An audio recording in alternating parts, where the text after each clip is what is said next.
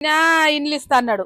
ఇండ్లు ఇవ్వలేదు. ఇండ్లు ఎప్పుడు ఇస్తాడు? ఇంక ఇండ్లు ఏడిస్తుండు. మేము అది పెట్టుకున్నాం, అది కూడా రాలేదు.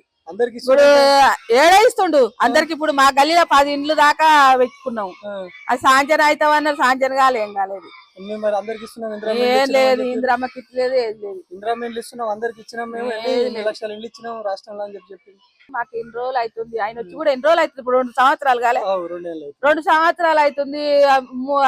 మోడీ వచ్చిన వాళ్ళకు 4,000 పింఛన్ చేస్తాడు, అది చేయలేదు. ఏం చేసిండు? నాకు మా ఆయన చచ్చిపోయిండు, 2,000 పింఛన్ కేసీఆర్ ఉన్నప్పుడే వచ్చింది. ఇప్పుడు ఏమి ఇస్తలేరు, వస్తలేదు, ఏది వస్తలేదు.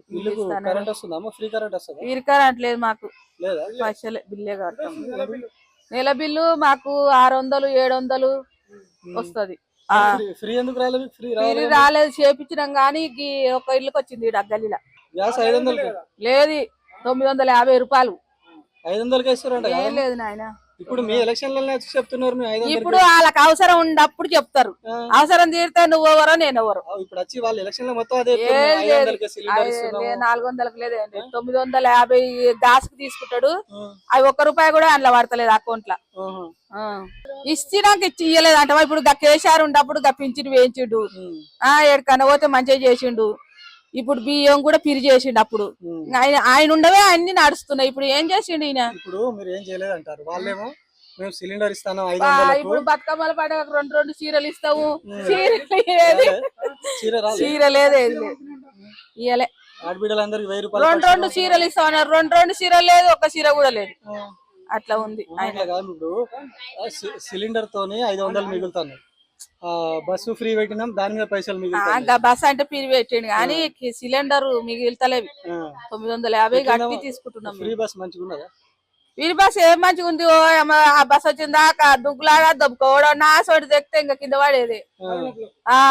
మరి అంతే కదా. సీట్లు దొరుకుతున్నాయా? సీట్లు మేము ఎప్పుడు ఆ బస్ పోము, ఆటో అన్న ఊరికి పోయినా గానీ ఆటో కట్టుకునే పోతాం.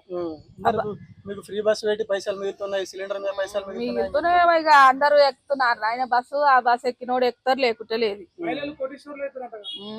ఆయన బొందా కోసిరు రాలేదు, గీసిరు రాలేదు. ఇప్పుడు సిలిండర్ మీద 500 మిగులుతున్నాయి, బస్ ఎక్కితే బస్ కిరాయి మిగులుతుంది. వీటితో కోటీశ్వర్లు అయితే పోతాలు పోతుర్రేమో బస్ కు. మేము ఏడికి పోతలేము, ఎక్కడ పోతలేము. ఇవన్నీ కలిసి కోటీశ్వర్లు అవుతారంట. అంత లేదులే ఆయనకు, అంత లేదు. మంచిగా చేస్తే పనులు ఎవరన్నా మంచోడు అంటారు. ఇప్పుడు నువ్వు చీరలు ఇస్తా అని, బతుకమ్మ చీరలు ఇస్తా అని ఆయనను కేసీఆర్ ఎంత చీప్ గా తీసేసిండు. చీరల్లో కట్టుకుర్రు, ఆ చీరలు తీసుకుపోయి పిచ్చలు రాకుండా అది రాకుండా అని ఎంతో తీసేసినట్టు మాట్లాడిండు. ఆడుండగా నన్ను అప్పుడు పండుగ కన్నా చీరిస్తుండే.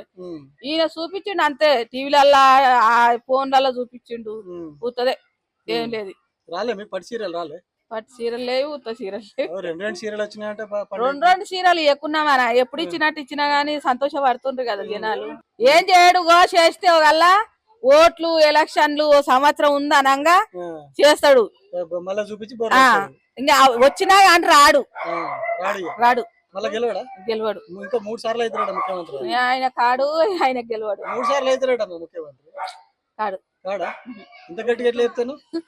అంతే మరి. ఇప్పుడు మనకు జనాలకు అంత దృష్టిలో పడిపోతేనే ఎవరన్నా వస్తారు. ఇప్పుడు పోతే గిల్లు మాట్లాడతారు అన్నట్టు వచ్చినావు నువ్వు. ఇప్పుడు ఏంది నువ్వు ఏం పనులు చేస్తున్నావు? వచ్చి చెప్పు. ఒక్క పని అన్నా లేదు. మాకు కరెంటు బిల్లు పిరి లేదు. గ్యాస్ 500కి ఇస్తాను నువ్వు, కరెక్టే. ఏది 500కి? వాళ్ళు అన్ని చేస్తున్నావు అంటారు, మీరే ఏం వస్తలేవు. ఏం వస్తలేదు.